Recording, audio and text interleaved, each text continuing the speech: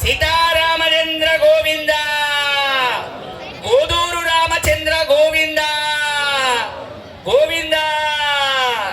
గట్టి మేడం.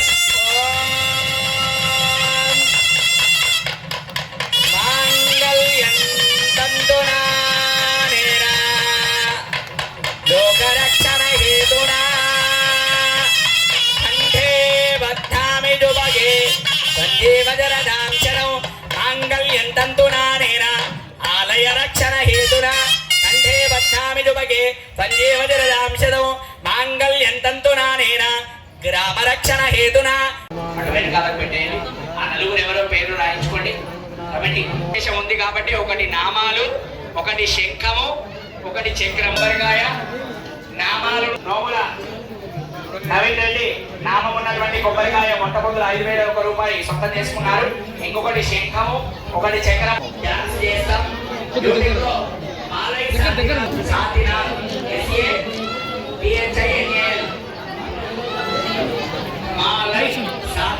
చెప్పండి ఉండాల.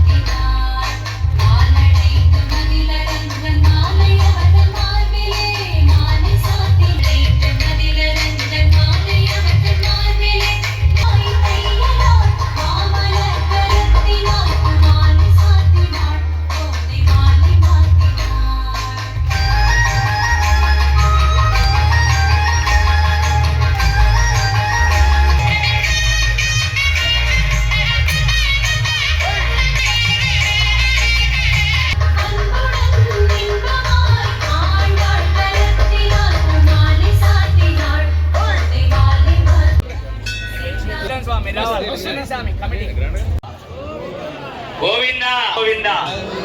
ఆత్మారాముడు అంటే ఎవరు? మా గ్రూప్ లో కార్యక్రమాన్ని దిగ్విజయంగా పూర్తి చేస్తుంటారు. వారిని సమయం తీసుకొని ఒక 2 మాటలు మా గురించి చెప్పవలసిందిగా మనవి. జై శ్రీరామ్. అందరికీ గోవింద్పేట అనే గ్రామంలో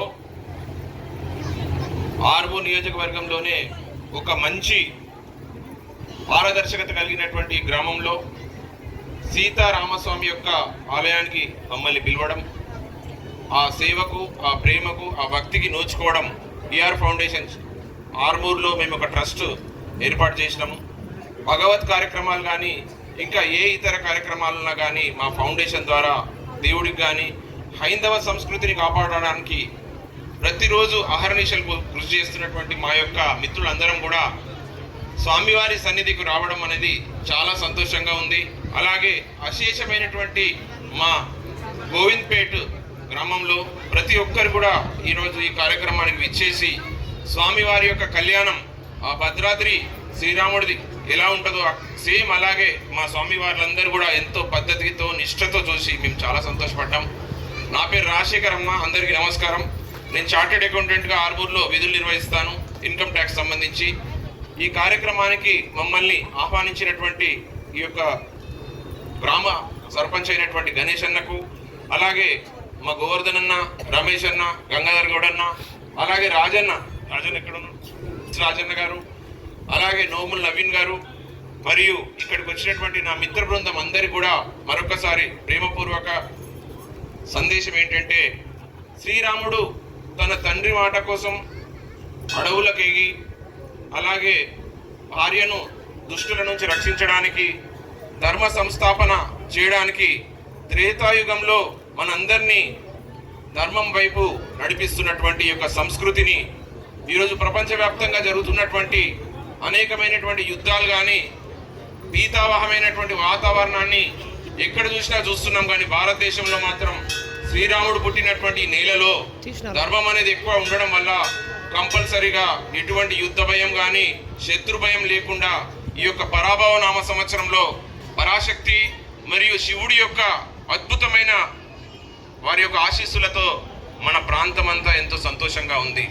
అలాగే దుబాయ్లో కానీ మిగతా ఏరియాలో ఎవరైతే ఉన్నారో మన భారతీయులందరూ కూడా క్షేమంగా ఉండాలని, అలాగే ఈ యొక్క సంక్షోభ సమయంలో ప్రతి ఒక్కరికి కూడా మన శ్రీరాముడు నడిచిన నేల అయినటువంటి భరతఖండంలో మీ అందరి కూడా మంచి జరగాలని, అలాగే నా యొక్క గోవింద్పేట్లో ఉన్నటువంటి నా యొక్క అన్న అయినటువంటి డిష్ రవి అన్న మరియు మా వదిన, అలాగే ఇక్కడ ఉన్నటువంటి నా మిత్రులందరికీ కూడా నన్ను అక్కడక్కడ గుర్తుపట్టేటువంటి చిన్న మహిళలందరికీ, చిన్న పిల్లలకు, మిగతా అందరి యువతకు కూడా మా ఫౌండేషన్ తరఫు నుంచి ఈ యొక్క